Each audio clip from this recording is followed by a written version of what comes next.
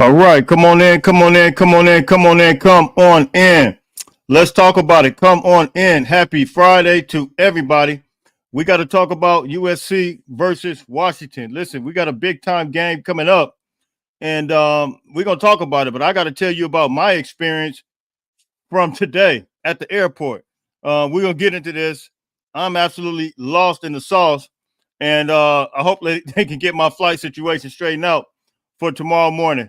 At least for tomorrow morning. I was hoping to be in Seattle right now and actually broadcasting from Seattle. But guess what? I'm not. So we'll talk about that as you guys come in. So you guys come on in. We got a big time game, man. This game is I kind of want to say it's a defining moment. Let me put this link in here too, because I'm gonna invite you guys. You guys know how we do it. Invite you guys in to give your comments. But I kind of feel like this is a very, very defining game for the USC football Trojan. There's kind of a, how do I want to say it? I guess it's kind of a numb-like feeling. Like this is not, and for so many reasons, this is not the season that we expected. This has been one of the most frustrating seasons. And so the numb feeling is like, you know that even though it's not much to play for, there's a lot to play for right now. There's not much to play for in playoff perspective, but then there's a lot to play for as it relates to Lincoln Riley, as it relates to I believe what happens with him at this USC football program. Whether it's, you guys know I did a video earlier this week, whether it's Julian Lewis, whether it's several different recruits, the domino effect that can take place on the account of that. There's several different things that could take place. This game is extremely important, and there is a level of uncertainty with me when you're talking about this team, because you guys know started off hot against LSU, and then things begin to turn, and then all of a sudden last week we saw some adjustments being made, and so now you got to wonder, is that the same team that we're going to see? And I'm hoping and praying that that's the same team we're going to see. I'm waiting for you guys to come on in. We're going to do this. We'll do this so you guys can come on in. But listen, I'm supposed to be in Seattle right now. I got stuck in traffic. I got stuck in an accident, and I missed my flight. I'll say that. And I got somebody working on it right now on the phone with American Airlines, who absolutely has me lost in the sauce. Act like we couldn't get me another flight. I'm just, my bags are still packed. I wish I could point the camera over to my bags. My bags are literally still packed right now. This has been going on for a couple of hours now, that I've been trying to get another flight, and I'm just hot. You know what I mean? I got a close partner of mine. He lives out there. I actually talked to Herschel Dennis, who lives out there. You guys know Herschel Dennis played at USC. We were supposed to be doing a post-game show, so I pray that this flight comes through, because I talked to him, and we're going to try to connect and try to get something going for the post game. So this is all jacked up, man. So hey, pray for me that I get a flight for the morning or whatever, man. It's all right. So let's talk about this game. Let me put this link in here. I want to know how you guys are feeling about this game. Those who want to come on could come on and join me. Could join me live. You guys know how we do it. Voice your opinion, however you feel. There is a level of uncertainty, but then I do have faith in some of these younger guys. You guys see the title. USC heads to Husky Stadium. It's time for the younger guys to shine. So let's get into this, man. Let's talk about it. The first one up is going to be Brian. Big Brian, what's the word, bro? What's going on, Jay, man? Hate to hear that you missed your flight, man. Bro, hey, it is what it is, man. We're gonna try to. I got somebody working on it right now, so hopefully I hear something in a minute. I got my bag still packed, bro. I'm not even trying to hear it. They better come up with something. But anyway, bro, so how you feeling about this game, though? I think it's going to be a hostile environment. I'm glad it's early enough in the day. For some reason, our night road games be too much to handle from a mental perspective for us outside of that LSU game. I think we miss our potential launching pad with regards to which direction to take this offense. We Yeah. knew going into it, Miller Moss wasn't the prototypical Lincoln Riley quarterback. So my question is, should we have leaned on Woody Marks more than what we did? Who's to know? He could have been in the Heisman race. To me, he's the most complete back that we've had. I would say probably since Buck Allen, if you ask me. Wow. Ronald Jones was, Since yeah, Buck yeah. Allen? Wow. Yes, Ronald Jones was good, but you got to remember, Ronald Jones initially he couldn't catch the ball out of the backfield, and he didn't do that well in pass protection, picking up the blitzes. Yeah. I feel. Yeah, So you're right. But I will say, to Ronald's credit, just a little bit, he started getting a little better at the end of his career at USC. right, But yeah, at the beginning, I remember. Yeah, I remember that. right. Remember I that remember, he couldn't catch the ball out of the yeah, I backfield. remember that. Yep.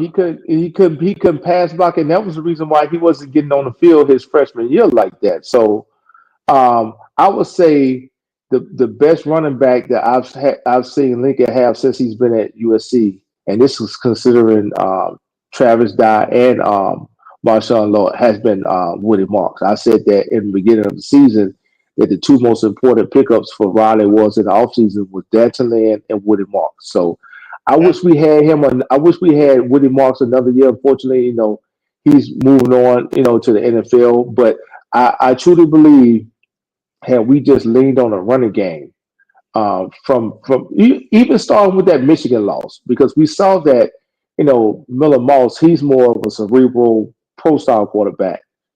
Yeah.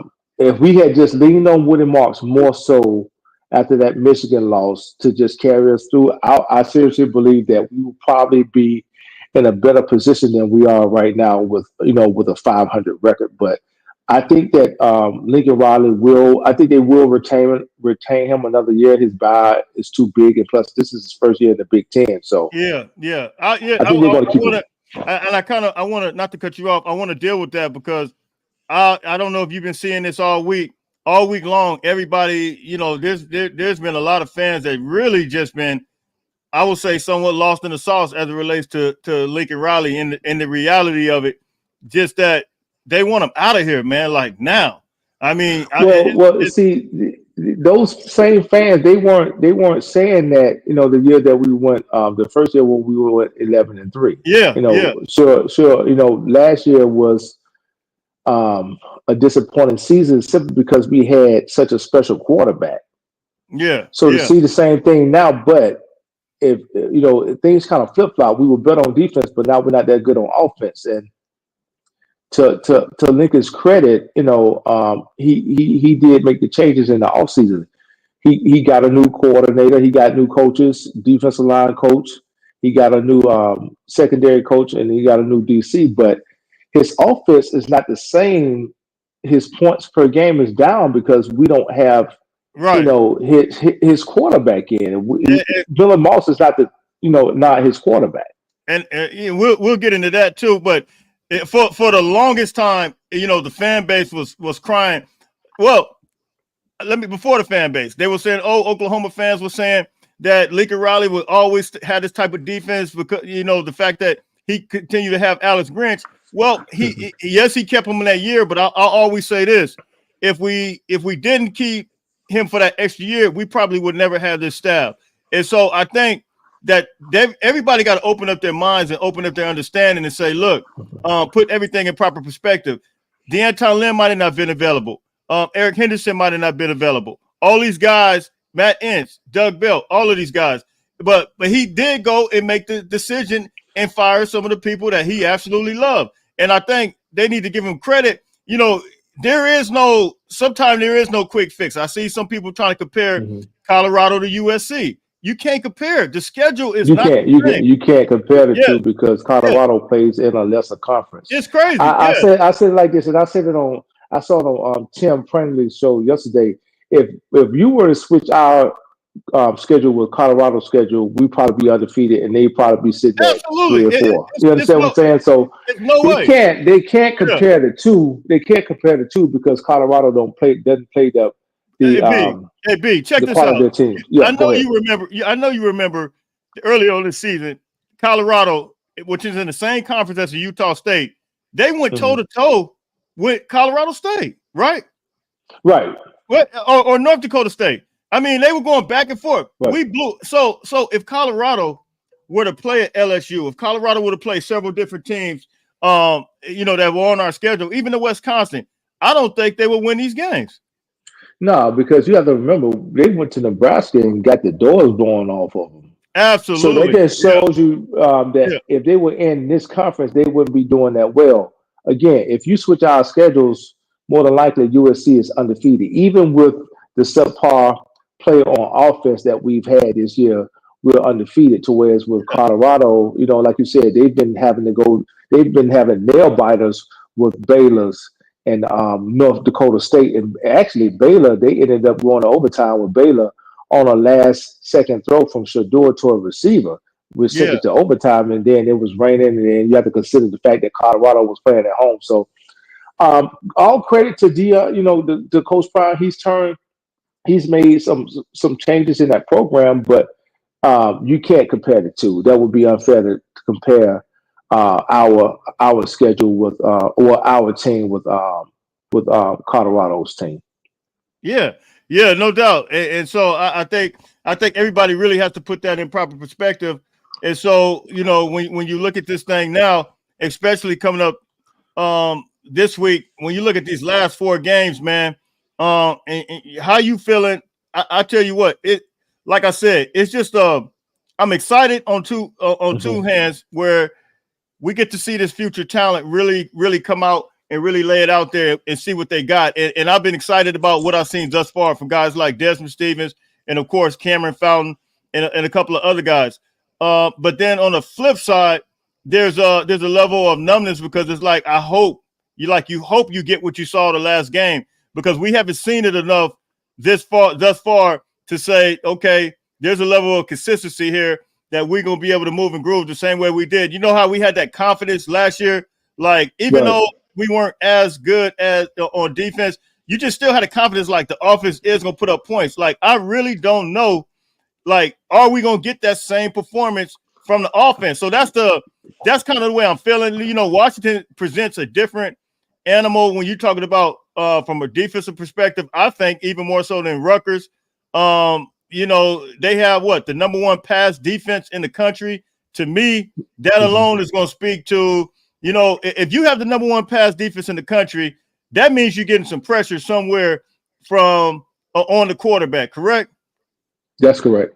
Yeah. So if you're getting pressure on the quarterback, that means that Miller Moss is going to be affected. And to me, that's where Miller Moss is not the quarterback that we've seen, at LSU, and he's not the quarterback we see from Rutgers.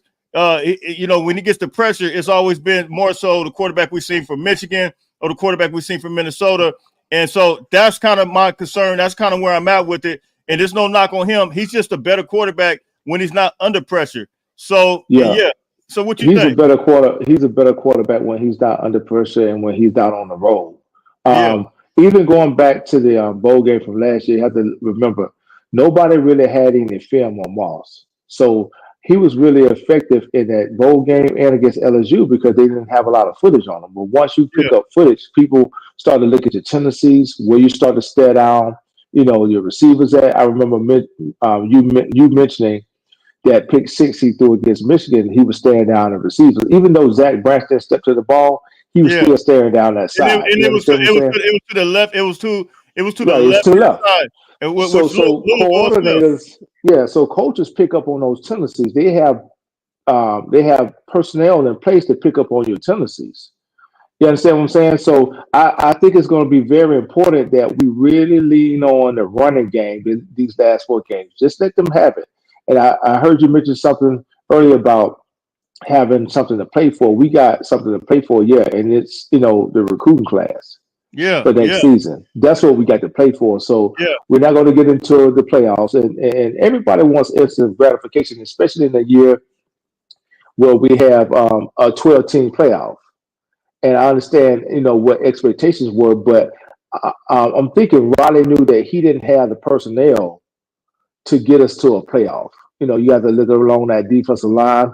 we got to do something to show up that defensive line and that offensive line to get some depth. Not only just get some depth, but get some quality depth.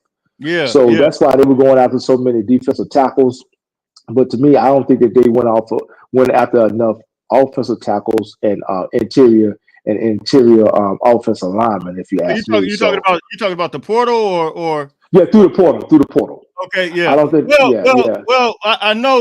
I know. Well, of course, Derek Harmon. We went after him. He actually came on campus.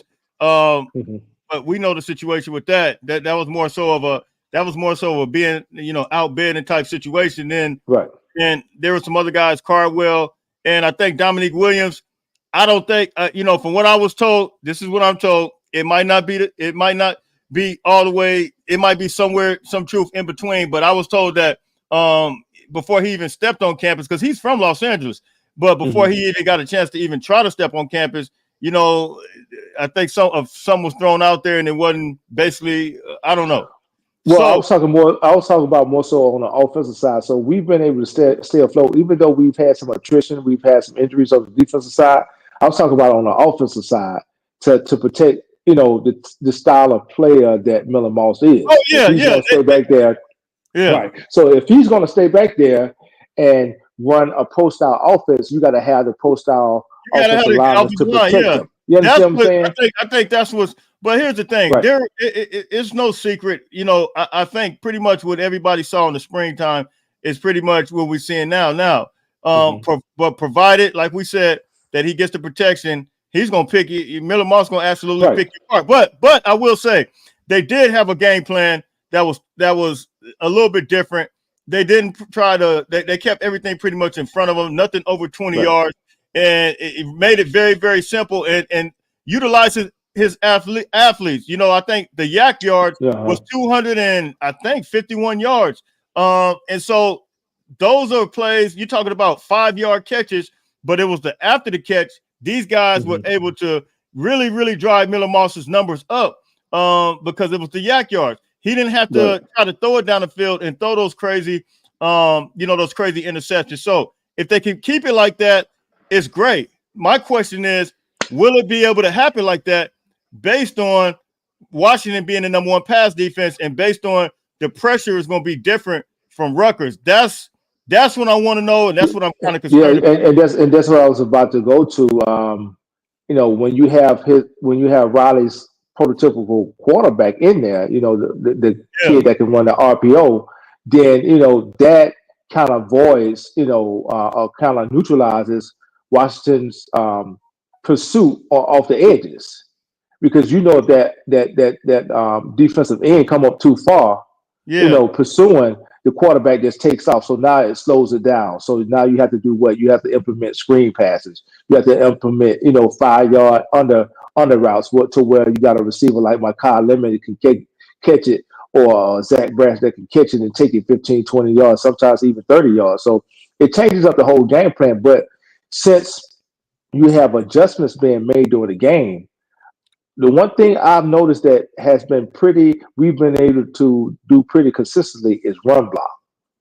Yeah, I've noticed that. So why not just hand it off? Man, look, we've had what game was that? Wisconsin, I think it was 138 yards. 173 yards was it against? I want to say Minnesota or Penn State, one of those. But we've been able to run the ball very, very effective. We saw that, and my thing is, we said the same thing with Marshawn Lloyd last year when he had the ball against Utah. We could have easily won that Utah easily. Yeah, but Wooded Marks is a totally different monster though, man. That's what I've been saying. He was one of the most important pickups, and I saw that in the game we played against LSU. The vision he had. If you go back and you look at that last touchdown that he ran, when he cut it back up in there, it was a slight hole that he hit, and when he actually could have tripped over the offensive lineman that fell. Yeah. But he hit that hole, jumped over him, and got to the end zone. And not only that, he held on to the ball with the defender holding on to the ball, and he didn't spin away from the contact. He spent into the contact, which kept the defender from pulling the ball out. I was like, that kid right there is a running back. No, that dude, he has a. What makes him different is his vision, and he can cut on the dime. Right. He can cut on the dime. Right. He can cut back. but he does it at such of a split second. I think the other person that kind of has a similar bounce in the step is McKay Lemon. If you notice that he's able to cut it back and bounce that same way. And I think that's what makes both of those guys, except McKay Lemon, I think he's a little faster than Woody. He's a little faster than Woody, but when you got a running back that's as complete as Woody Marks that can catch the ball out of the backfield, that has the vision, has the vision that he has, and that can pass protect, pick up those blitzes. Listen, that kid is going to go early second round in the NFL draft next year. Yeah, he's a baller, and man. only hate that. He's been hate that he doesn't have another year. I really wish that Woody Marks had another year to play in the system. I really believe that had Lincoln Riley saw his potential from the first game and really leaned on him, Woody Marks would not be, he would be in the Heisman conversation right now. Well, man, hey, we could not even just Heisman. I said this last year with Marshawn Lloyd when I saw the yards he was racking up. Woody Marks the same way. Is it? I mean, do we not want a Doak Walker Award ever? I mean, like the Doak Walker Award still exists. I mean, you could. Yeah. Woody Marks is that guy that's capable of getting that. Just based on how he's running right now.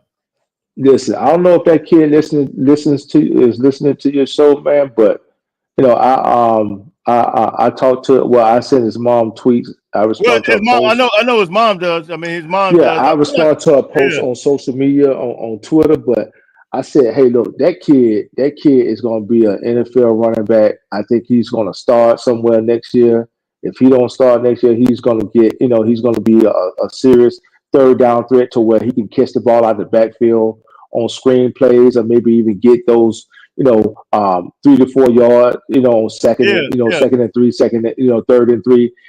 That kid is going to be in the league next year, and I only hate that we don't have him another year. But I go ahead and drop down, man, so you can bring up somebody else. But I appreciate you having me on, bro. Oh yeah, hey, I appreciate you, Phil.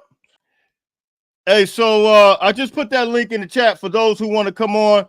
And look, we're just having a conversation, man. I just want to tap in just for a minute. This is a big time game. I'm gonna answer some of these questions as we go along. For those who want to come on, once again, the link is in the chat. Here's a question coming from Oscar.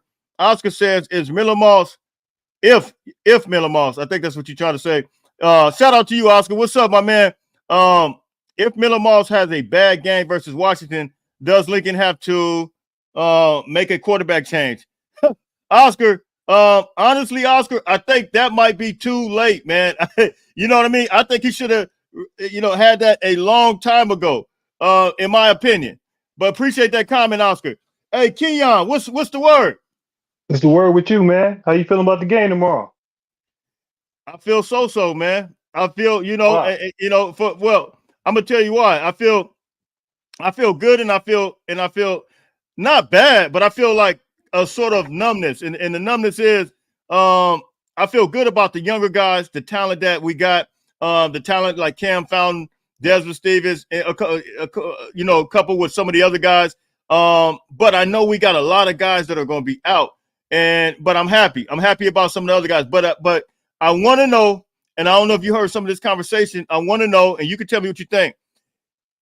If we're going to have the same offense that we had last week, and what I mean by that is the way Lincoln Riley put it out there with Miller Moss, didn't throw anything over, I don't think, 20 yards. The yak yards was like 250 yards, so he was able to move and groove that way. So pretty much kept everything in front of him like 5-10-yard pops and let the athletes work for themselves. However, Washington, being that they have the #1 pass defense in the country, not the Big Ten, but the country, that worries me for the simple fact that Miller Moss, all his success comes pretty much when he's, pretty much in the pocket and he's able to kind of chill. But when there's pressure, we saw it doing Michigan, we saw it doing Minnesota, we saw it. So that's kind of my concern. So I'm just kind of like, I'm hoping we get the same performance last week, and we able to control the pressure so it won't be, so he can have a little bit of time back there so he can move and groove. Otherwise, we need to run the ball. How you feeling about it? I mean, you're right. I think that, I guess my question to you would be, who has Washington played that passes the ball effectively this season. They play Because Indiana. but the quarterback didn't play. He was hurt. They played the Right, backup. right, right. They play They ran the Indiana. ball. Right, they ran the ball. Right. So Right, right. They played. So We know that Michigan they didn't Michigan really. doesn't throw. Yeah, They they don't didn't throw. throw. Yeah. So they haven't really been challenged through the air. So I mean, I understand that they're ranked #1 in the nation, but they haven't played an offense like USC yet. So I guess that's my thing. My thing is, well, they haven't faced a quarterback, a good quarterback yet. They're going to face one Saturday. And So I agree with you. It's a little bit different. I think that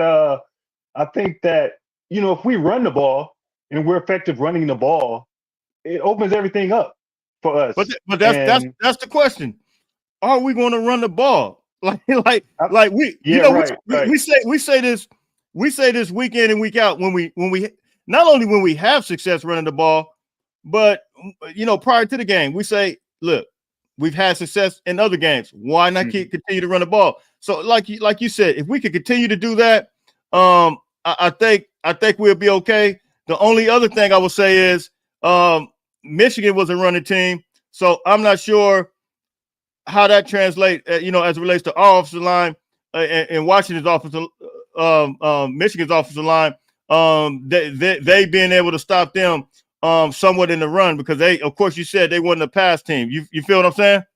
Yeah, I think that our offensive line, I will give them credit, has improved over the last couple of games. Yeah, and I totally agree with you on that. And I think the best thing you can say, and I think we both would agree on this, is Lincoln just has to be consistent running if he wants to do it. Absolutely. I think what Lincoln does is he gets when you think like that, trying to think I can beat you both ways, and Lincoln sometimes gets out of what may work to go into something else. You know what I mean? And forces something else, and he's stubborn. So when you're stubborn, those things happen. But I think that Washington, we don't know what Washington's pass rush is because they haven't really faced a quarterback like this. So to me, I think USC, if they get out early, and I guess that's my biggest thing. If they get out to an early lead, if they can do that, right, and they can just kind of like run the ball and sit on the clock, it'll be the best thing for them because I'm not a believer in Washington's #1 ranked pass defense because they haven't played anybody. So if they're playing like quarterbacks that could challenge them, I would agree, but they haven't played anybody. So I feel you on that. And I would agree with that. I think that's a great point. So how do you feel like the game will be played out? I think that USC has to really start fast because they haven't really done that on the road this year. That's really been a bugaboo for us. And I think they have to play two halves. They have to play two halves. USCJ, they got to play both. They can't. Absolutely. It can't be a self-inflicted wounds like they like to do with holding penalties. All that stuff are like drive stoppers for a team that's right. A young team, especially a young offensive line and a young receiving core and a quarterback that has a tendency to lock on to receivers at inopportune times to make bad throws. You know what I mean, and put us in trouble.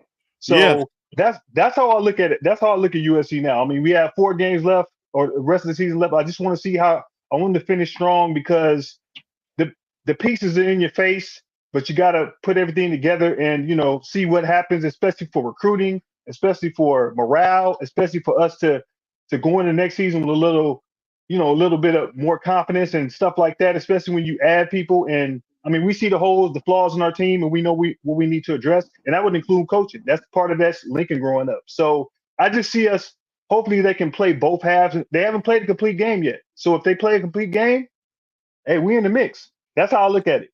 Man, they have that much talent. I totally agree. You hey, that's well said. And to your other point, we said this before you came on, recruiting is really riding on this. I believe, a lot of people say split these 2 games, but I'm not even feeling splitting it. It is no, at this point, it is no splitting. This is a must win all of these games. And I think it's going to be big for recruiting, man. And I think that we have to really show that we could, and not only the players, but the coaching. The coaching is going to show that, look, we are an elite coaching staff. There was some growing pains at the beginning, but now we figured out who we are, a lot of people last week, they talked about possibly USC found their identity, their offensive identity. Well, let's put that back on the field at Husky Stadium and see if we can move and groove the same way we moved and groove last week. Yeah, and I agree. And you have to do that every game. And I think if we find our identity, then we have to show our identity tomorrow. That's it. Absolutely. I mean, you have to show it tomorrow. You have to show it on the road because we haven't done it. We played in spurts all year. I mean, even the games we won, we played in spurts.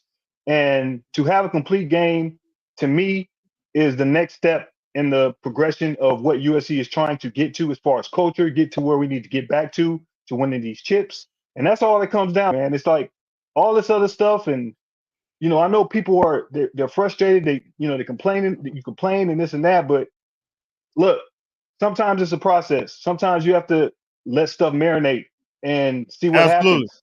And you can't lose your mind and say I'm firing the coach. They're not firing the coach because the buyout is too much money. I mean, I think, for all those fans that are saying that, to me, that's unfair. It's unfair to Lincoln Riley. It's unfair to USC. It's not realistic to me. Like, how are you, he spoiled us all by coming in winning, going 11-3. I mean, let's just keep it real. And of course, the second year we went 8-5, but this year, okay, we can go 8-4, but then we can finish out 9-4. I'm not saying that's with the bowl win. I'm not saying that's the best type of situation, but at the end of the day, you made lemonade out of lemons. You get what I'm saying? And so we just have to, stay focused. There are some big time recruits that if we finish out with a 9-4 record, with the bowl win, there are some recruits that are going to swing in this direction.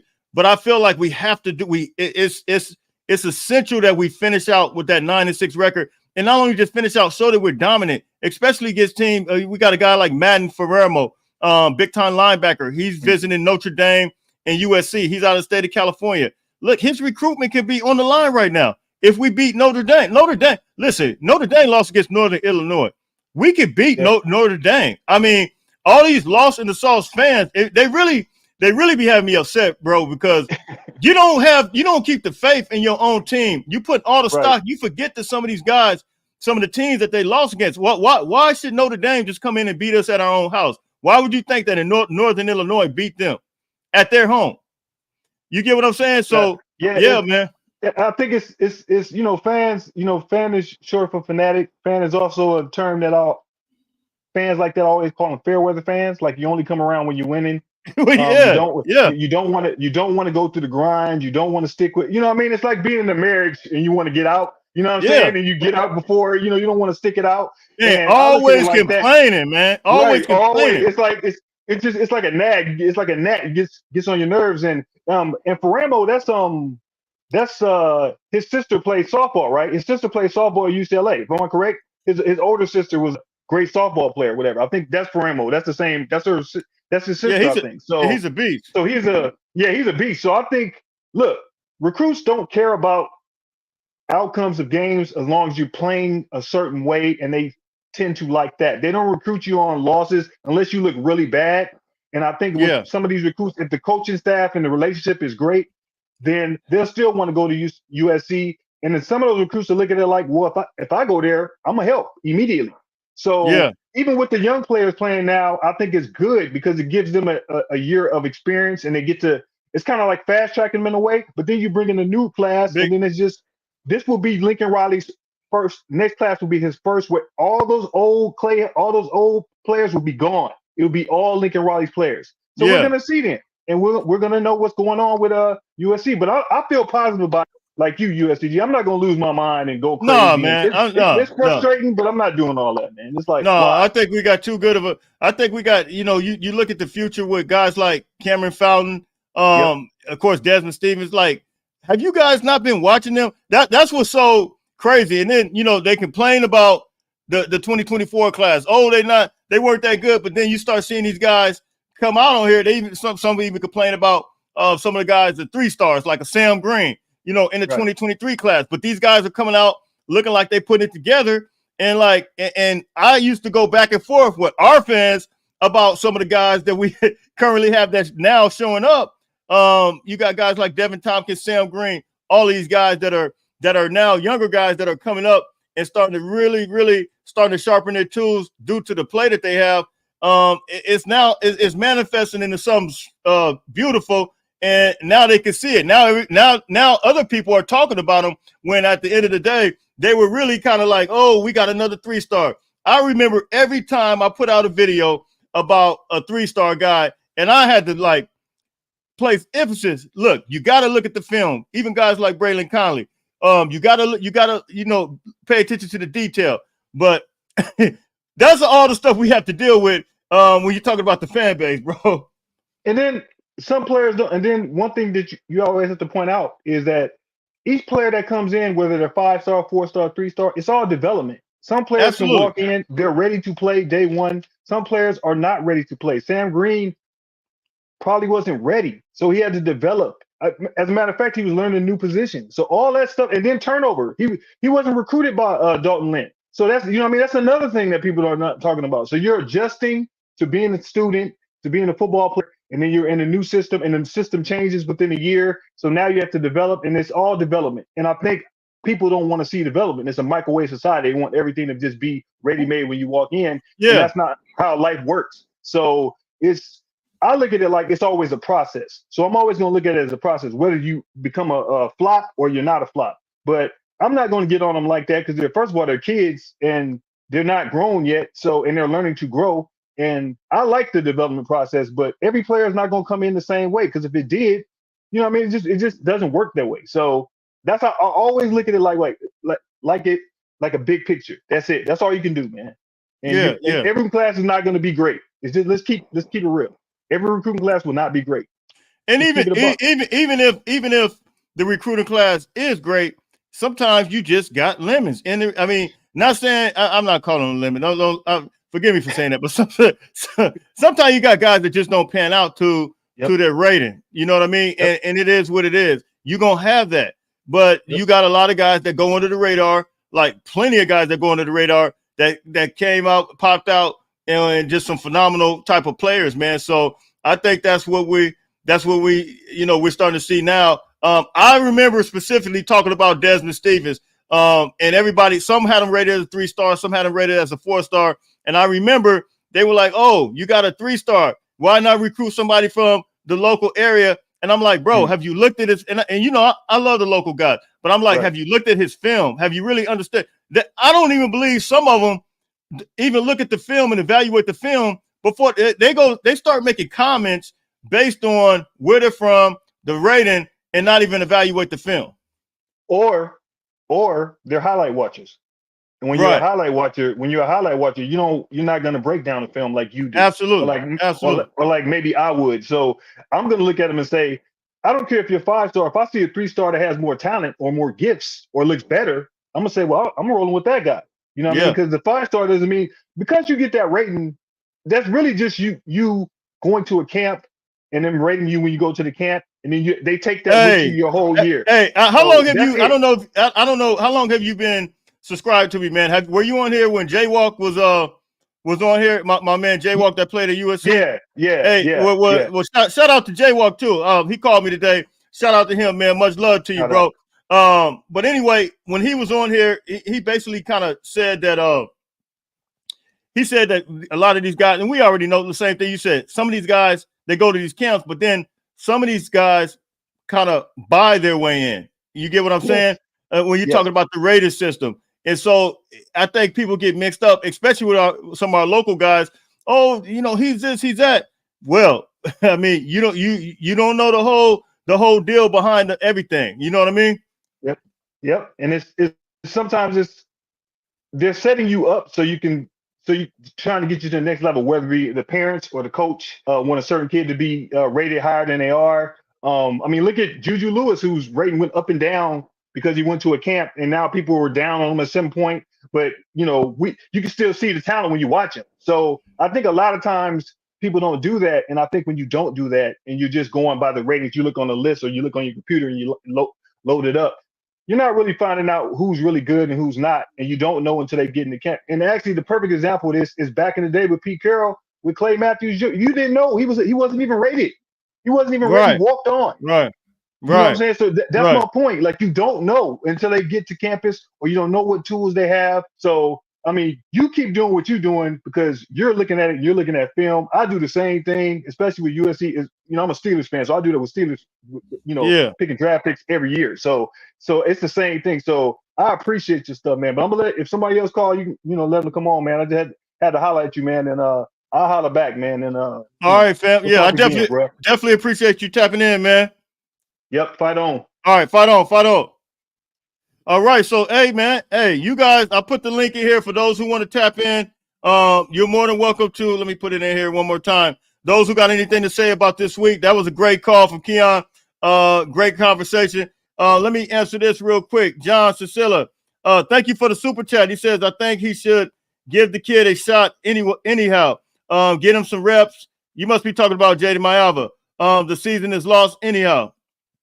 Let's get these kids some playing time. Here's a, let's see. Is that the same one? Yeah, looks like that. Okay. And I hope Moss blows up these last 4 games. Yeah, I hope so. So he can go to the league. Yeah, I mean, if he plays like last game, Jeff, I think he could really rise his stock. Look, after the LSU game, I remember I had a graph. They actually put Moss. They actually had Moss like the top one of the, I think it was top 7, 8 quarterbacks to go in the draft. Like he was headed in that way. And then you follow that by a Utah State game. Miller Moss was like his draft stock was up there. And it wasn't until the Michigan game, the Minnesota game, and those games, and of course some of those other games that he kind of made mistakes. Now, if you go look at Moss yards right now, Moss actually has a decent yardage. And I think his QBR, I went and looked at it. I think it's like at a 76. I'll pull it up real quick. I'll tell you exactly what his yards is. And Moss is actually on pace to he could probably finish out with 3,000 yards, at least 3,000 and over. I would say even 3,500 if he does it. And let me say this, if the game plan is the same.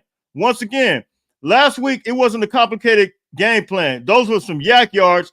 After the catch, he did not throw over, I would say, 20 yards, putting him in less danger risk, no risk at all. And so all he was allowed to do was just throw boom, boom, boom, boom, boom, allowing those athletes to really work for him. And so I think that's what that was the perfect game plan. I kind of hope that we had that same. Please don't get away from that.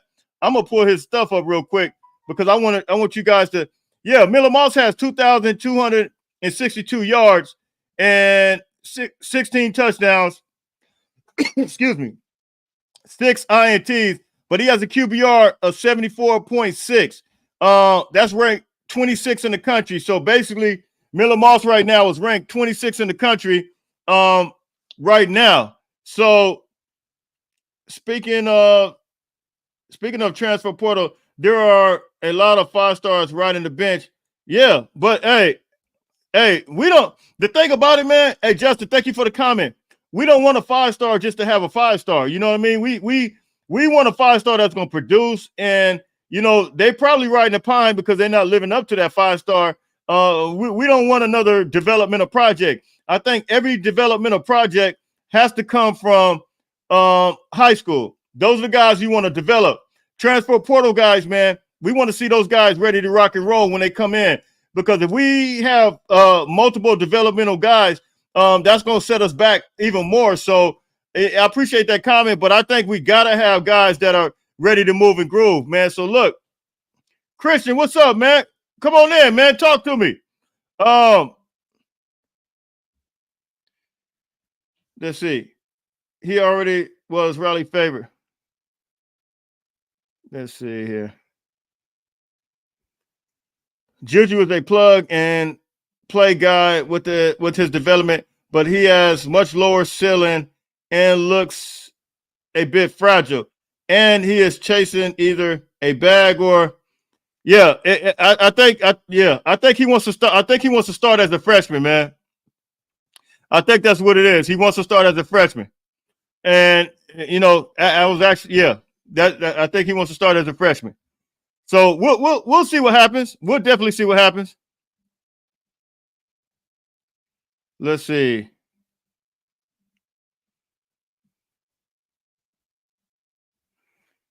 It's not about, bro, I'm keeping the faith regardless. Yes, it is about having the faith. You can't, listen, hey, come on in. Yeah, hey, you could, I put the link in here. You don't have to put your camera on. Come on in if you can. And let's talk about it. Let's talk about it. Notre Dame could definitely be beat. We just have to play 60 minutes. Yes, I totally agree. Let's see. It's not about having faith, Jay. Hard to believe when we lost 4 games. Hey, all of us saw how we lost those games, bro. All of us. We all saw how we lost it. It of course, it starts from the top. So, and then it comes with the execution. So I'm keeping the faith because easily we could have won those games. And I think that we all got to put that in proper perspective. No, we don't like it. No, we don't like to be in the situation that we are. I don't like it. Nobody likes it. I don't, I've been feeling, I guess, somewhat sluggish and numb when you're talking about this team and just focusing on this team, because it's frustrating when you have this much talent. Look, people can say whatever they want about recruiting, whatever, but I know that USC has talent, and I know that the fact that they were able to play with a lot of these teams, it's just bad execution, period. And of course, some of the coaching. That's it. But it's not like they can't compete. So, yes, I'm absolutely going to keep the faith. Absolutely. Much of the game management is abandonment of the run. It's all abandonment of the run. And that's what I think a lot of people got to realize, man. Teams with more 5 stars compete for titles. Those stars matter. The stars matter, but at the end of the day, when somebody made reference to, hey, shout out to you, RJ. When somebody made reference to getting 5 stars on the bench, if we're gonna get somebody from a transfer portal, I would like to see a player, a seasoned player that's coming in opposed to a 5-star that wasn't starting at another school. To me, I'm good, because to me that speaks more to you're gonna have to go back into the development mode. We've been in that development mode already. You know what I mean? So why continue to stay in that mode? We're trying to win, right? Hey, John, you can tap in if you want to talk about this. You made a great point. You actually inboxed this to me. And this is a great point. I wasn't born, but this is a great point. In 1971, John McKay Trojans were 6-5-1.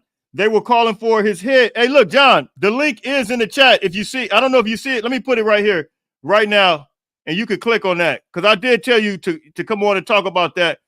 If you see that link right now, John, and if you can, click on that link, and you could talk about this, because I remember you talking to me about this, and you have more knowledge of it just because of the fact that you were still watching it. I wasn't born.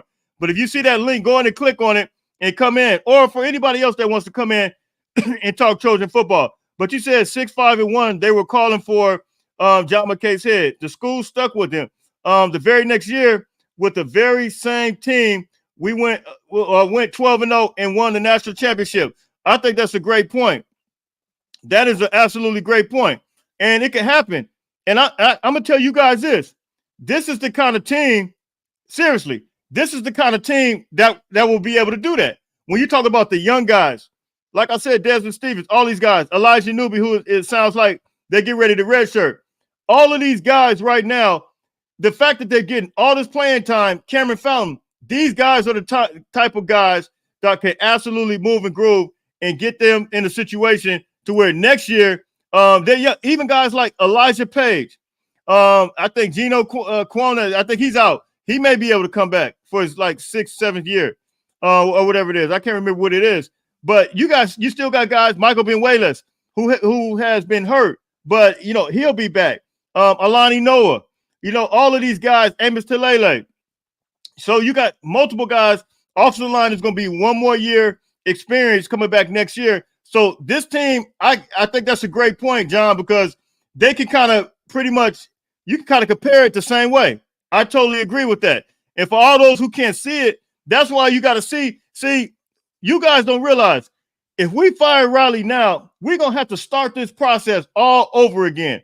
Like at some point, we got to say, okay, let's stick with this guy. Now, I'm not saying we should have stuck with Clay Helton at all. I'm not even saying that. So please don't twist my words. But I am saying I see I see potential there. I see potential that not only did Lincoln Riley fire his defensive coordinator, but he hired the best staff. And these are guys that are quality guys. I see the potential. I see the hope. I see the faith. That's why I say I'm keeping the faith. Hey, Janelle, thank you very much for the super chat. Hey, fight on. I see the hope. I see the faith. I see the potential. And yes, I'm keeping the faith because I believe in this team. Christian, what's up, my man? My brother, what's going on, man? Man, hey, look, man, you need to pray for me that, hey, for all those who just coming on, I missed my flight. And guess what? Hey, but hold on, I'm waiting on another flight. So hopefully I'm in Seattle tomorrow. I'm supposed to be in Seattle right now, but we'll get in that. But what's your thoughts, man, on what we've been talking about here? Hey, thank you for the super chat, RJ. Fight on, my man. What's your thoughts, though? Man, you know my thoughts. For one, I'm against the get rid of Riley chant for the simple fact I see what we have and I see the process and I understand what we're building and I can see it. It's tangible, right? With Helton, I wasn't seeing any change, year in, year out. I understand what Riley took over and the type of roster he took over and what's been going on. The first year we overachieved really in this first year. That was due to the portal. We haven't had a portal class like that since. And I said it a couple of weeks ago when they were like, change the offensive line. I'm like, we ain't got nothing but true freshmen and redshirt on the bench because we was left with nothing from Helton. So like, who we going to change to? But it also showed me that Riley is like, at some point we have to start the development. You can't live off the portal, right? Yeah. So and recruiting has changed. And I can tell you this, I see the development in the offensive line. Man, the offensive line has played well the last 3 or 4 weeks. Man, I totally agree. But you don't get that by constantly bringing in portal guys. Now, you bring in portal guys to do some plug-in stuff and to fix the need, right? Yeah, to fix the need. But at the end of the day, I hear somebody say, "Oh, go get a 5-star guy that's sitting on the bench." Why would we do that? Because that, to me, that's another developmental guy. He might be a 5-star, but he hasn't got any play. So why even consider that? Just go ahead and get you a guy, man, that's absolutely a big-time player in high school that has the potential. Develop him and plug in with any type of holes we got. Yeah, and ain't no school gonna go get a 5-star that's on the bench and bring them in as their starting quarterback. If you look at every school that go get a transfer quarterback, the quarterback was a starter already. So what they're doing is they're bringing in somebody with experience while they can develop the person that they want for the future. So we're not gonna go get a 5-star off somebody's bench and bring them in and start the first year. That's just not. Riley's not gonna do that. No schools are doing that. You bring in a transfer quarterback, they started last year. You know what I mean? The last couple of years and performed at a high level. Yeah, absolutely. And rarely, most quarterbacks, if they have a success in college, they're not going to just, only one I did really see do that was Cam Ward. But most quarterbacks are not going to do that. Will Howard did it too. But they did go to teams that were way better personnel for them to flourish and be able to, raise their draft stock. So that I can't say that about them. But most quarterbacks, for the most part, if they're having success, they're not leaving those teams like that. Nah, most of them leaving when they lose their starting position. Yes.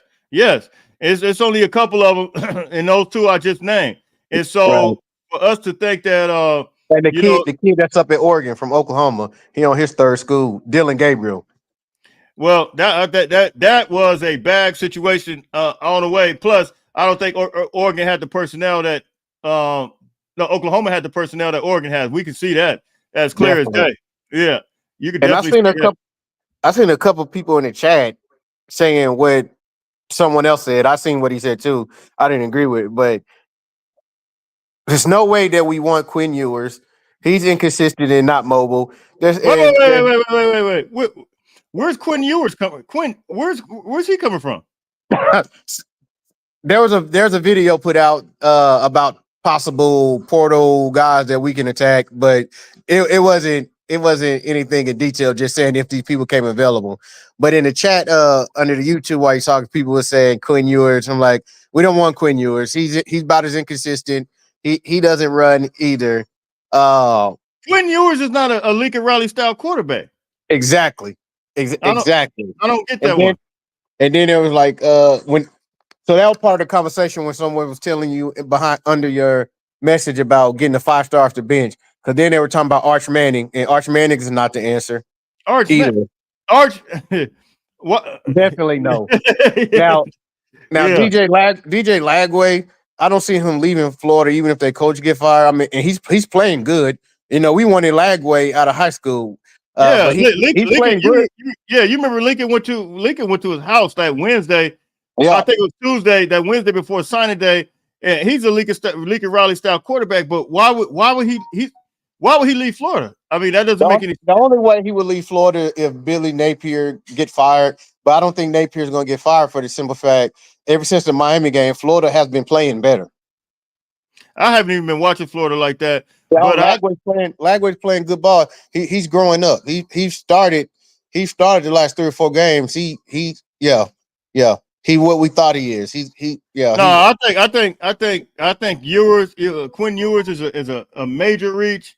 Lagway, I mean that's out of left field. I can't even entertain that. That's just not even realistic right now. Especially I don't want Ewers or Manning. They're not. To me, it's disrespectful to Jaden Mava. I mean, like, I don't understand how people can just really disrespect him. They talk about like his IQ. How do you know he doesn't have an IQ? Like, have you been in the classroom with him? Have you? And they talk about his inability to read defenses and the fact that he throws interception. Well, I can answer that. I can answer that for you. They haven't watched the kid play, and they don't watch film because if you look at the interceptions he threw at UNLV, it was not due to bad reads. It was due to him being under pressure on the run and trusting his arm and being a gunslinger. It wasn't like he was misreading the coverage and didn't recognize the coverage. I'm confused. I'm so confused about the disrespect. Like, why are you disrespecting Jaden Mava? Hey, John, give me a minute. I see you on there. I'm gonna get to you in just a second, okay? If you can hear me. Okay, he can see. So why are you disrespecting Jaden Mava to the point to where you talk about bringing in a transfer quarterback? To me, that's ridiculous. I can tell you why, because people don't watch film for themselves or understand the game. And if someone with a platform says that he can't read coverage or something like that, that's what they go with. That's what they go with. Like, bro, the dude threw for over 3,000 yards last year. Oh, I've seen him. Yeah. You know, I've seen this. I've seen him play live while he was at UNLV. I watched so many. I've seen them, and that's why I could tell you that his interceptions was not due to poor reads. The bulk of his interceptions came on being pressured and him on the run and him just being a gunslinger, trying to make a play as a redshirt freshman playing for the first year, trusting his arm. He got away with it sometimes, and sometimes it came back to bite him. But that's where a coach like Riley comes in, and I'm sure he's been teaching him, you know, either take off, throw it away, don't throw it back across the middle, across your body, even though you got a strong arm. Right. But it's not like he couldn't read zone or man and know what it was and just threw it straight to somebody. It was pressure situation, and he was on the run, and he was gunslinging. And it's not like he threw 20 interceptions. I mean, you look at his touchdown to interception ratio on his yards, the kid can play. Yeah, it's 10 interceptions. Miller Moss right now has 6 interceptions. And so, I mean, kind of on pace to do the same thing if we just keeping it real. If it goes the same way. I'm hoping it don't go the same way. I'm hoping he could play the way he played last week, because if we play the way we played last week, I think we could go 9-4 on the season. That's with the bowl win. So, any last thing you want to say? And I got to take this other call real quick before you get out of here, as it relates to the game tomorrow. Yeah, I expect us to not be able to the throw short and expect the wide receivers to run free against this defense. play calling and what you're able to do is dictated off the type of defense that they're running. And I expect Washington, with their good defensive back, to play us more up front. So we're going to have to take some shots downfield. Like we're not gonna they're gonna be playing tight coverage. They can get pressure with 4, right? They don't have to sit there and blitz everybody and leave all those gaps open. So it's gonna be another one of them close games where we gonna have to not lose it. We gonna have to finally get in one of these close games, and someone is gonna have to make the play. Defense is gonna either have to get off the field, or offense is gonna have to drive down like they did against LSU. Somebody's gonna have to make a play. Man, I agree with you. Let me, you stay right here. You can answer this too. Well, the same guy. Hey, thank you for the comment. Anyway, if Jaden was better than Moss, why isn't he playing? That's the number one. That's his question. And then he follows up. How do you know how Jaden is performing in practice? Now, here's what I'm gonna say to your question. Who do you think played better in the spring game? And just be honest. Just be honest. Like, what did you see in the spring game? Jaden Mava outperformed Miller Moss in the spring game. We said that back in the spring game, and he was only on campus for a week at that time. Only on the campus for a week. And I'm not saying that one is better than the other at all. I'm not saying that. But what I am saying is I can only go by what I saw. I know what I saw, how he played at, and I'm not trying to make this, you're trying to make this out of a debate, but I'm not trying to make this out of a Jaden Mava Miller Moss thing. I'm just answering your question. What did we see in the spring game? I think we can kind of make some type of measured adjustment, assessment based on that. I would like to see your comment on that. But anyway, all right, my man. So I appreciate you, man. And I hope you make your flight, man. Yeah, hopefully I get another one in the morning, man. For those who don't know, I absolutely miss my. All right, Christian, stay blessed, my man. Fight on. For those who don't know, I absolutely missed my flight. Stuck in a car accident today. And I wasn't in an accident, but I was stuck behind one. Missed my flight. Still be in Seattle right now. And I'm lost to the sauce. I got somebody hopefully working on. I hope when I get off, she tells me that she got my flight. She hadn't texted me anything. My bags are still packed. I refuse to pack my bags right now. I'm absolutely hot. And so I'm hoping I can get a flight. Got tickets to the game, and I'm ready to be in Seattle. Look, I'm not unpacking my bags. Let me take this call. Jay, what's the word? What's up, Jay? I need you to make this incredible point, man. How you doing? And for most things, I think your dad. Hey, you kind of. I need you to come to a little bit closer because you kind of like going in and out. Can you hear me? Can you hear me now? It sounds a little better. Hey, real quick, let me answer this super chat real quick. Hey, thank you, Maurice, for the super chat. Julian Lewis, who? We are SC. Either you ride or die. Hey, don't let's get Longstreet or Lions. Fight on, my man. Thank you for the super chat. John, if you don't mind, I don't know if you can or not. This picture right here was created by his company. Is it okay to say it? Or you? Yeah, sure, go ahead. Okay. His company, John, he works for a company called Code 4. He made this picture. Nobody else has this picture. All the Heisman trophies winners are on there. Caleb Williams, Marcus Allen, you name it, Reggie Bush.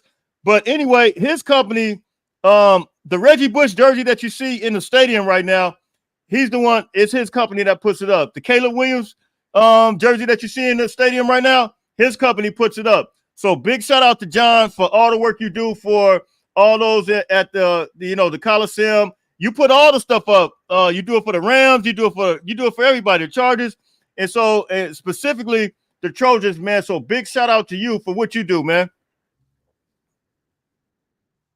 So John, you made a point, and you text me, and you said, and it's a great point. You put in the comment, but can you kind of elaborate on that about John McKay compared to Lincoln Riley and the fact that Lincoln Riley is having the kind of season he's having right now, and the hope, the why we should have hope?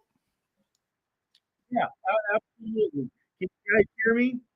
It's kind of sounding like you kind of like far out, but I can hear you. Go ahead. Okay, let me just go ahead with people wanted John McKay's head. Keep in mind he had 2 Heisman Trophy winners in the 60s. He had O.J. Simpson and he had Mike Garrett. And here they are doing 6-5-1. They wanted his ass fired, but he stuck with him. And let me tell you the players they had on that team. Sam Cunningham, Lynn Swan, Charles Young, and Richard Wood, all 4 future NFL Hall of Fame. The next year they were 12-0, won the national title. And I just feel like this team now is close. They could be undefeated. And they're just freshmen and sophomore. We need to stick with the program and they'll turn it around. I think this team could win. No, John, you make a great point. And when you sent that to me the other day, I was already on that anyway, but I just felt like they needed, they're going through growing pains. One guy, he brought that point up. They're going through some growing pains. And yes, coaches go through growing pains as well. Lincoln Riley's going through growing pains as well. And I don't think, you need to take away from what he's able to do. But I'm sure he's going to learn from his mistakes. But yes, when you look at this team, we're not talking about USC hasn't had a blowout win. Colorado, all these guys are making reference to Colorado. Colorado got blown out by Nebraska. USC hasn't lost more, by more than what?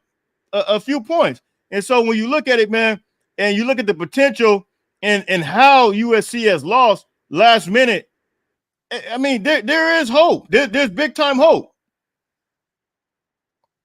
So what you think, Jay? I don't disagree with you.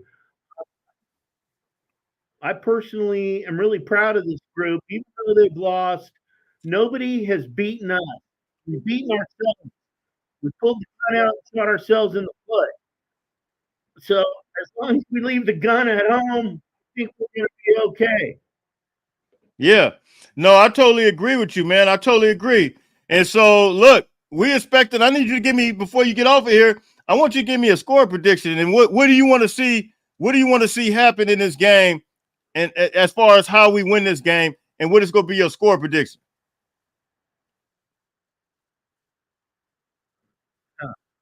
That's all I really care about is that we win the game and that we play well. We don't make mistakes. We don't have a bunch of penalties. And for the love of God, we don't beat ourselves. A win is a win is a win is a win. And that's it. Yeah, no doubt. Well, look, I appreciate you coming in. And John Alexander, I see you there. Look, that link, you should see that link pop up right now. You can come in right now. So, Jay, I appreciate you coming in. I know you're at work. John Alexander, that link is there. And I think if nobody else wants to come on, I think I'm going to make you my last one. We've been on an hour and 7 minutes. But I'll wait for you just a minute to come on. So yeah, that is John, and he told you, man. I mean, we pretty much the same way as a John McKay team. Do we need to remind you that Pete Carroll? Yeah, I'm feeling that. I'm definitely feeling that. Let's see. I agree. Hey, John, do me one favor. It says disconnected. Can you go out and come back in again? Sometimes it does that with people's phones or whatever, but device not connected. Try going out and come back right back in if you can. I'm going to send the link again. John Alexander, I see you in there, but I need you to come back out. Go out and come right back in because it says disconnected. It won't let me bring you in. Let me read this comment. I agree with that, USCJ. However, the spring game is a small sample size compared to hundreds of practices they had that we haven't seen. Why do you suppose Riley keeps on? Listen, why do we? It's questionable things all across the board.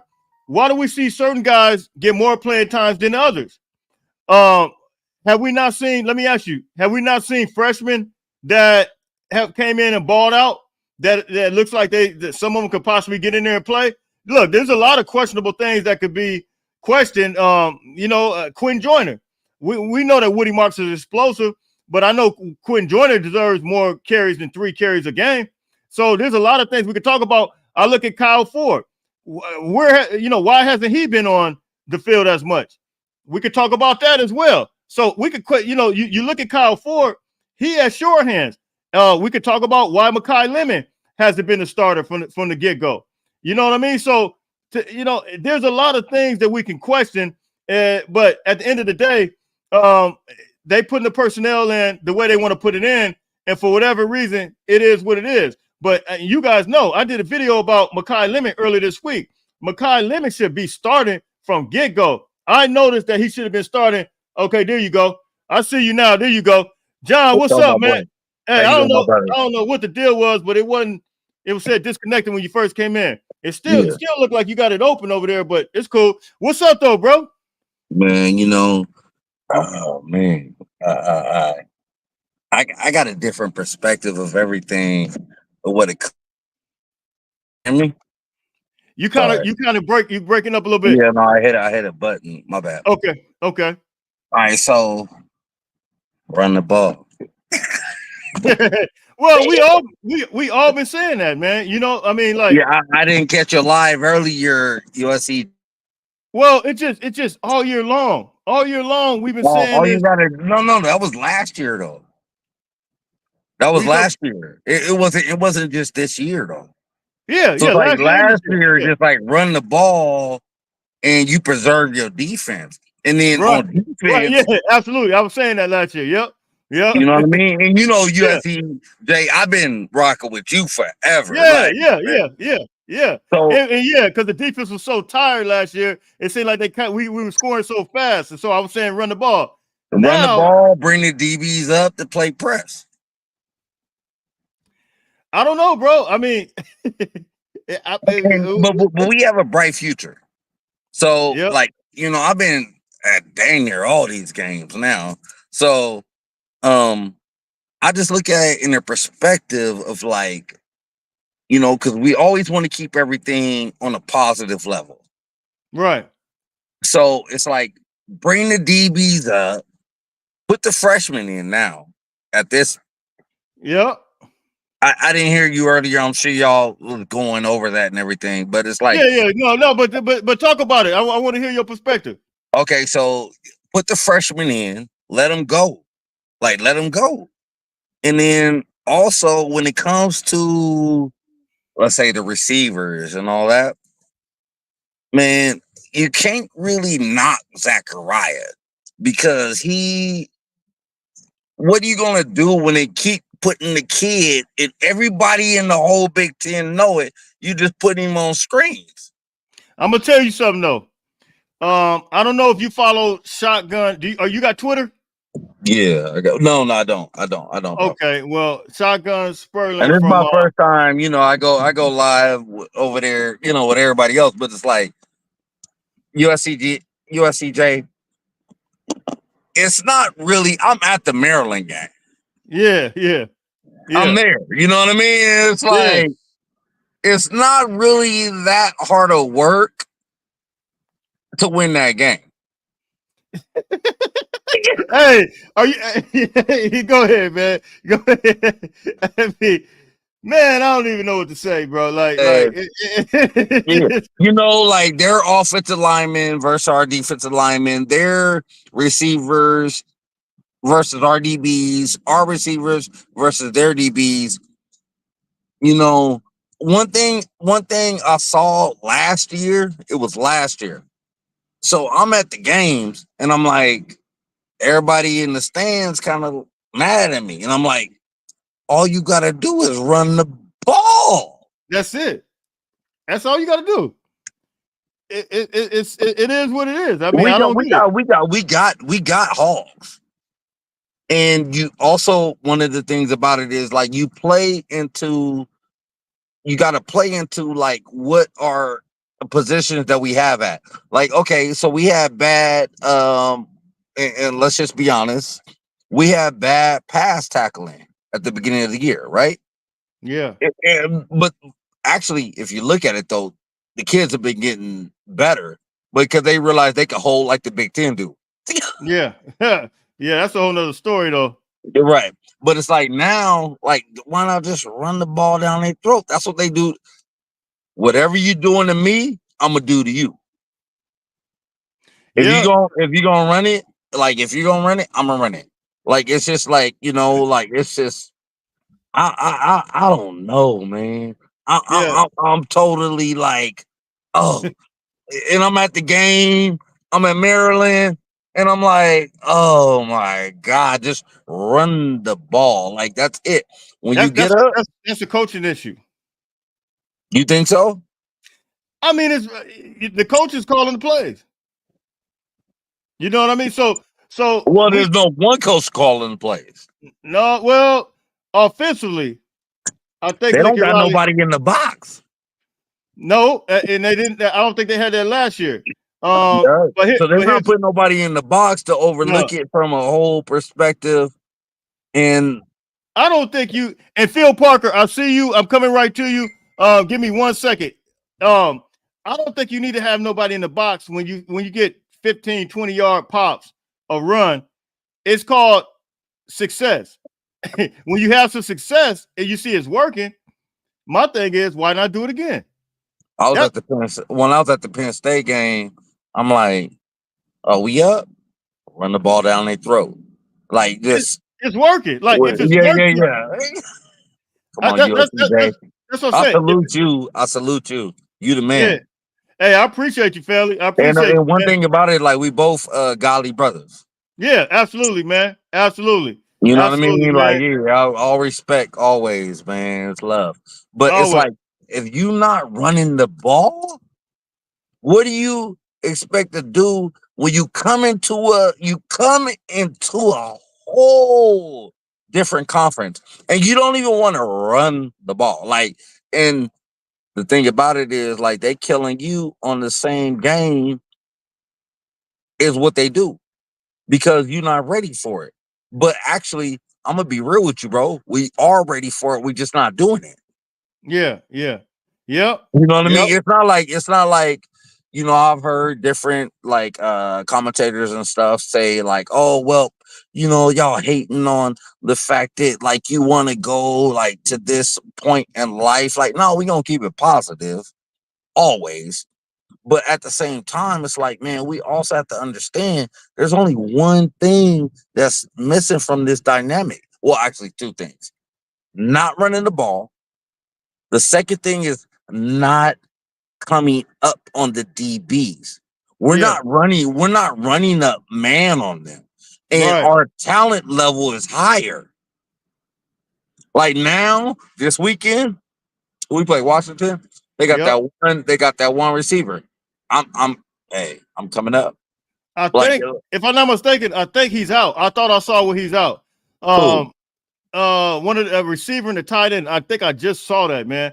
Before I came on, I gotta double check that. Don't quote me on that, but I think I saw where a wide receiver and the tight end is out, which is it'll be good for us. Any type of weapons. I'm press man in everybody. Everybody. I don't like playing. I don't know why they get that much. If you're gonna play the too high safety look, Yeah. and you got DBs running all around, like, and they come in three. They got three wideouts, and a lot of people they're not even like. If you look at Penn State, they never ran three wideouts. They ran two wideouts. Right. Right. They were running two Absolutely. wideouts. So it's like I'm just gonna press them, even if you got to put a one high safety or a two high safety on them. Like press them.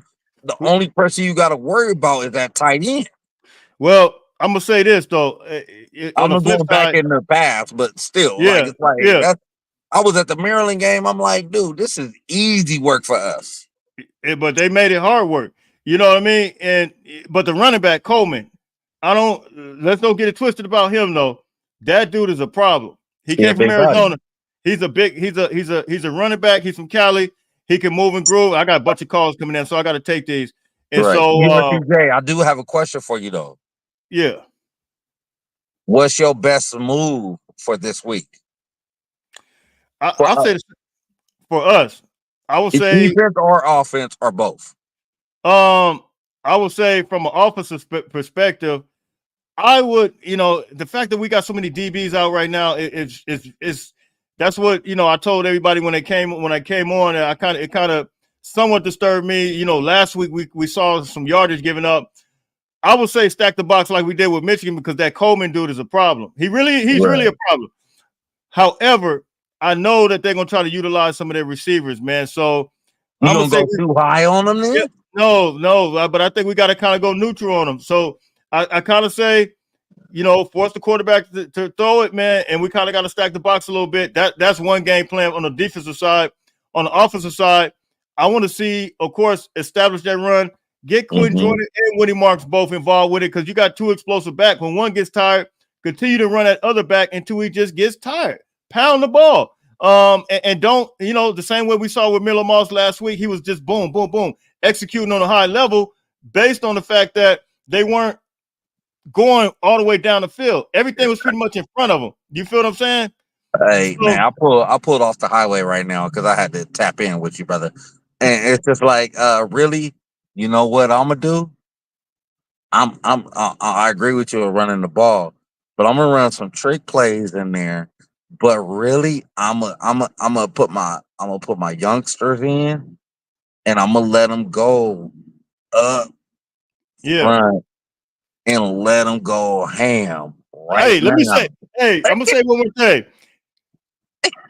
Play Right call, now. We play going call. in right now, USC State. We going ham right now. Like, all right, we got another year. Like, we good. Hey, play Kyle Ford, play McKay Lemon. I don't care if they just did something different last week. Period. Right. I'm sorry. So yeah, it is what it is. Hey, fight on, big dog. Hey, anything else you want to say, man, before we get up out of here? Hey man, I just want to let you know, man, you got a bomb channel, bro, and everybody got to support USCJ. He's always been on point. I've been following this brother for like 2 years almost now. Yeah, like 2.5 And it's years. always been Yeah. a blessing on Instagram and everything, and it's always a blessing, man. And y'all fight on, man, and Hey, I listen, appreciate you, family. Appreciate you, family. all love. Fight on, man. Phil, how you doing, man? Oh boy. Wait a minute. Can you see me? I can't see you, but I can hear you loud and clear. And USC football for life. I'm coming right to you. Give me a second here. All right. So wait a minute. Now can you see any? I can't see anything. Just black picture, but There we go. Allowed camera. Oh my gosh. Okay, well you can hear me. yeah, I right? can hear you. Yeah, Maybe loud and clear. maybe I'll figure this out along the way. Boy, I wish I could get all the way along here. But I have thoughts. First of all, the Lord's first. I'm with it. I always think about how things are working out for USC, and I think about the Lord and gosh, we've had some rough luck during our time, but Absolutely. we see players who look up in the sky and they think about things and they're trying hard. All right, let's get back. Let's get really down to what I want to talk about. So part of things going on. Second year, Lincoln Riley. So Lincoln Riley, first year, second year. Alex Grinch, he kept him. He thought about the defense. He wanted, and Alex Grinch was his best friend. So a man sometimes has a bit of a he's flawed, right? But sometimes a best friendship is part of that flaw when you're making your calculus as to what is best to do. Alex Grinch was part of that equation over at Oklahoma. Riley brought him here to USC. Here we have 2 years, Caleb Williams, bright talent, and then some would say, didn't work out, kind of talent wasted. Williams is a bright talent. He's a bright light. He'll go on, and he's going on right now. We all see that. So now here we are in the third year. What I would argue is third year is first year. A lot of people have talked about this. I'm not the first one. So in this first year, what's going on? Riley's brought in a completely new defensive coaching staff led by a brilliant mind in Danton Lynn. Danton Lynn brought UCLA from like 0 to 13th or 10th, I thought, by some accounts, in the country.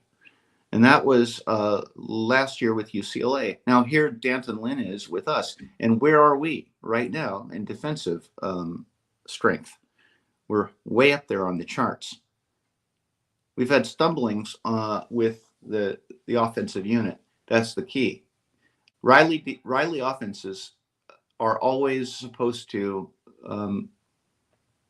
meet their general levels with 30 points a game. That's what I would argue. Well, I think we, he's been averaging 40 points a game Right. for the past few years. I think the lowest the past 4 or 5 years has been like 39.9. It's been pretty much 40 points for the most part. Right. So I'm being kind when I say 30, but right. Okay. So if we're going with 40 points average, right, and defenses, Lynn is, I wonder what his average defensively is this year. I think it's probably around 22. I think we're at 22 points per game, which is we all said that's pretty much all we needed. Yes. So defense is on point.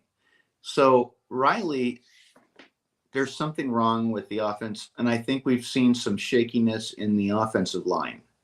So also we've seen improvements in the offensive line. We've seen so many close games. Close is not enough. We all argue that. I know that. But what we're seeing with the offensive line is I think they're getting stronger. And okay, now let's be honest, all of us, and say that Rutgers was not the strongest opponent that we just beat. Okay, here comes Washington. We're going to see how Washington goes. But that's one more week of being able to prepare, one more week of being able to build that offensive scheme. And also, I wanted to get to one more thing, the idea of building a culture. So Riley, when he started, he leaned heavily on the transfer portal, and he cut away half of the team. He brought in half as many transfer portal people. So here came this whole bunch of new crew, right? So when you bring a whole bunch of new people into a locker room, that's going to change the dynamic entirely with the team. That will impact performance of the team. It will impact how people play, how they play together. Chemistry of the team matters. And now we've had 2 full years, plus now half of the year, almost, arguably, for the team to evolve. I think we're relying less on the transfer portal, and we're beginning to rely more on recruiting the kids out of high school. And recruiting is beginning to make a big surge, I think. What do you think about that? No, I totally agree. Before you came on, we talked about you're making all excellent points. Before you came on, we actually talked about the fact that some of these freshmen, there are a lot of people. You remember I was doing these videos about the guys we got at 3 stars, and some of them were severely underrated. For example, Braylon Conley out of Texas, guys like Desmond Stevens, who was considered to be a 3-star. These guys, I kind of talked about how they were severely underrated. Now we're starting to see how underrated they were, because you saw what Desmond Stevens did against Penn State, coming in there with a big-time interception. He's a true freshman. And we probably never would have saw him if Eric Gentry didn't go out and Rajon Davis didn't make the red shirt. And so now we're starting to see some of these younger guys, even guys like Cameron Fountain. Now that Anthony Lucas is out, Cameron Fountain from the state of Georgia. We talked about how these guys were true freshmen coming into the season and could be impact players. And I believe part of the reason that some of them weren't playing, of course, because they were younger, they were true freshmen, and we had decent guys like Anthony Lucas, Eric Gentry. But you could see that these guys could have easily been in the rotation. Now, I'm not saying they could have started, but you could see the impact. And to your point, when you're talking about the recruiting aspect of it, they're recruiting a different style athlete, Big Ten ready guys. They're bigger bodies that are making impacts as a freshman. And I think you're making a great point. That's what we see now, the manifestation of that type of recruiting. But I think our fan base is so lost in the sauce, just want to fire Lincoln Riley when he's already made changes. And when we start to see some of this 2024 class, some of the development from the true freshman aspect. And I think it's important to really note that, because these guys, they just, it's like people have what I call selective amnesia. They lost in the sauce and they forget like where we were at. What's your thoughts? What I will say is, let's all remember where we were at with Clay Helton. Does anybody want to really dive back into those waters? Whoa, those are waters I don't want to swim in. And what I will say is, we're in a different place right now. We're with a coach who is offensive minded. He is arguably one of the finest offensive minds in college football. He knows how to scheme. And now he's brought in a completely different defensive set of minds. Those guys are going to handle it on that side of the ball. It's important. And I understand, we're fans. By the way, I live here in Southern California. I understand the Southern California mindset. I know that all of us want a championship. And guess Everybody what? wants to Our LA win. Dodgers, Absolutely. we just got one. We got one with the LA Dodgers, right? Amen. Amen. But by the way, is that yesterday? And now we are hungry for another one, like right now? Of course. Like, we all want it. Otherwise, we're going to where? The beach? That looks pretty good. There's the boat. We can go to the boat or the mountains or wherever we're going to go. But all I got to say for the rest of it is, it's about player development is the key. Recruiting out of high schools, getting those top recruits, focusing on those recruiting classes. This season now is going to be a study in how does the team respond in the last half of this season, in my opinion. What do you think, Jarvis? No, I totally agree. Thinking about your son. Yeah, I totally agree. And I think that USC, we have to finish. I said we could finish out 9-4, and I'm gonna take this up. USC football for life. I see you down there. I'm gonna take you in just a second. I'm about to close this one out. To your point, I think we have to go 9-4, and I think it'll look better. It'll feel better for the fan base, Lord knows. And then for recruits, it's going to look better. I think we have to do that. And I don't think that's unrealistic.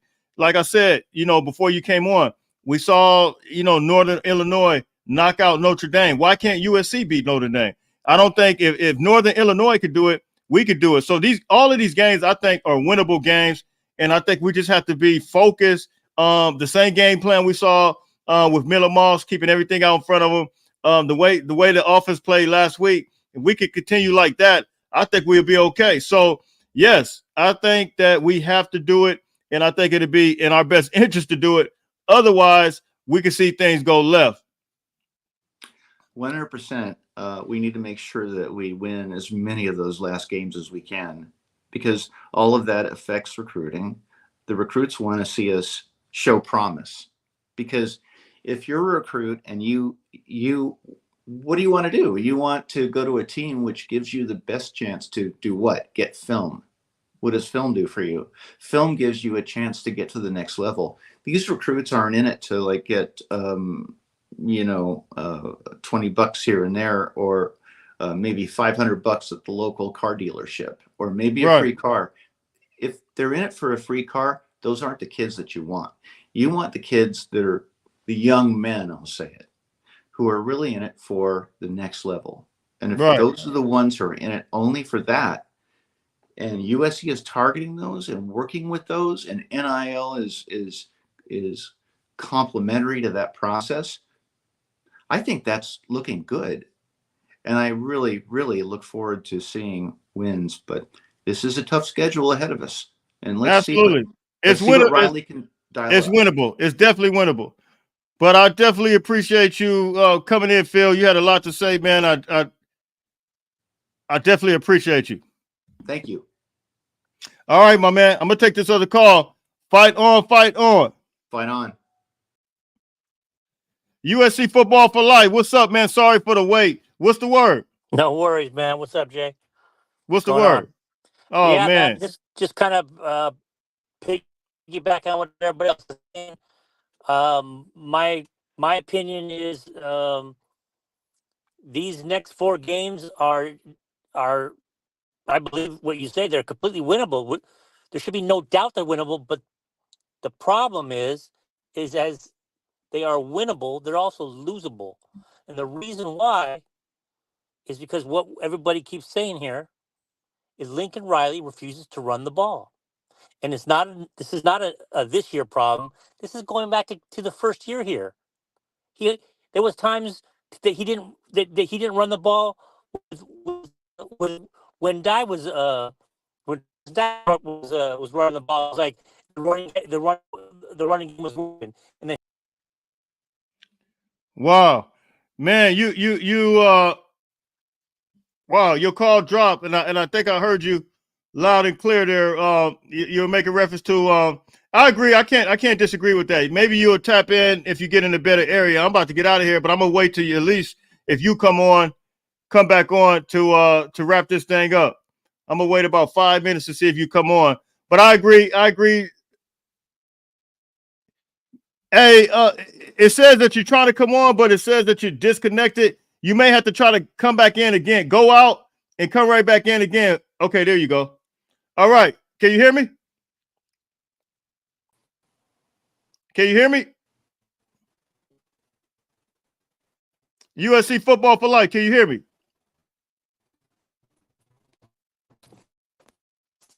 I can't. Can you hear me? Man, I think you kind of rough area. Can you hear me? He must be in a bad area, man. I'm not sure what the deal is, man, but your audio is not coming through, man, for whatever reason. Let me try it again. Can you hear USC football for life? Can you hear me?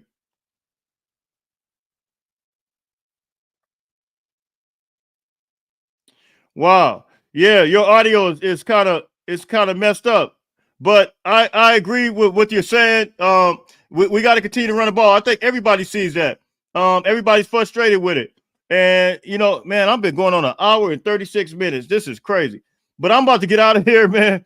Everybody stay blessed, man. You guys pray that for those who just coming on, I missed my flight.